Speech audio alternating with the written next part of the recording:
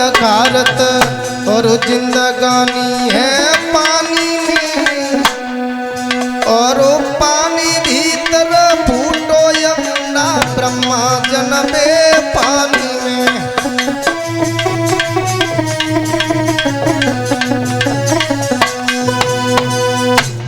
पानी बिन जिंदगानी अखारत, जिंदगानी है पानी में। नारायण भगवान ने भी जन्म कहाँ लिया? पानी में। सरवड़ को रब राजा दशरथ ने बाण मारा, प्राण कहाँ छूटे? पानी में। सीता जी को जब रावण लेके गया और हनुमान जी ने जब लंका जराई तो पूंछ कहाँ बुझाई? पानी में। यानी हमारा ये सारा जीवन जहाँ से जन्म हुआ है, जहाँ एंड होगा वहाँ पानी ही पानी है। अब भगवान सोच रहे हैं ब्रह्मा जी, मैंने अपनी बेटी के प्रति कैसे नियम, कैसे विचार लाए, अब मैं इस शरीर को यहीं त्याग देता हूँ। और एक बात और बताएं भाई लोगों, पूरे इस देश भारत में ब्रह्मा जी का मंदिर केवल राजस्थान में पुष्कर पड़ता है, वहाँ है, और कहीं ब्रह्मा जी का मंदिर नहीं है।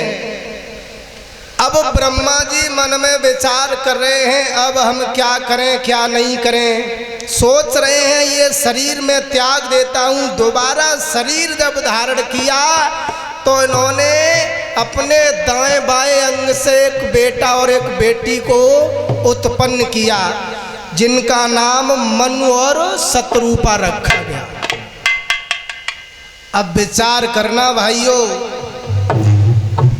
अब मनु और शत्रुपा की आपस में शादी कराई है, और शादी कराने के बाद इनके 5 संतान, वही 5, 3 बेटी और 2 बेटा, आकुति, देवहूति और प्रसूति, ये 3 बेटियां, और 2 पुत्र, राजा उत्तानपाद और प्रियव्रत, ये 2 पुत्र हुए। अब बड़ी बेटी आकुति की शादी रुच प्रजापति के साथ में कराई, और देवहूति की कर्दम ऋषि के साथ में, और प्रसूति की शादी दक्ष प्रजापति के साथ में कराई। अब विचार करना श्रोताओं, अब धीरे धीरे महाराज समय व्यतीत हो रहा है। श्री सुखदेव जी महाराज राजा परीक्षित को कथा श्रवण करा रहे हैं। अब धीरे धीरे समय व्यतीत हो रहा है। अब देवहूति की शादी जब कर्दम ऋषि के साथ में कराई, जिन्हीं की बिटिया जो है अनुसुईया, आप लोग जानते हो अनुसुईया चरित्र आप सभी लोगों ने सुना होगा। अनुसुईया एक इतनी बड़ी पतिव्रता थी जिसने अपने पतिव्रत धर्म से ब्रह्मा विष्णु महेश को 6-6 महीने का बालक बना लिया था, अपने पतिव्रत धर्म से। और अनुसुईया के बारे में बताया है संदीप भैया,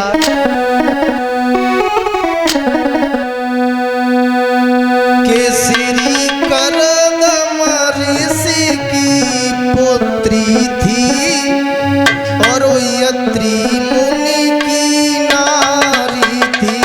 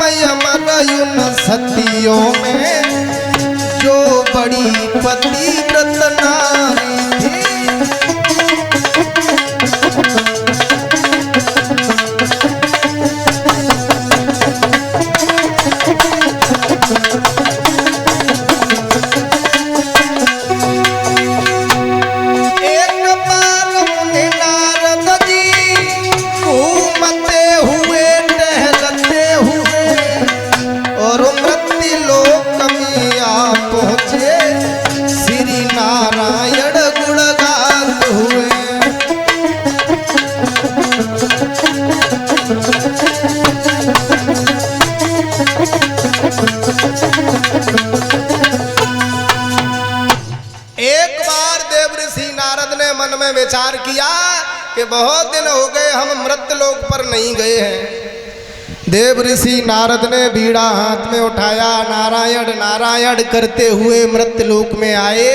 तो देव ऋषि नारद ने क्या देखा कि बरसों हो गई लेकिन वर्षा नहीं हुई है, कहीं भी जल दिखाई नहीं दे रहा है।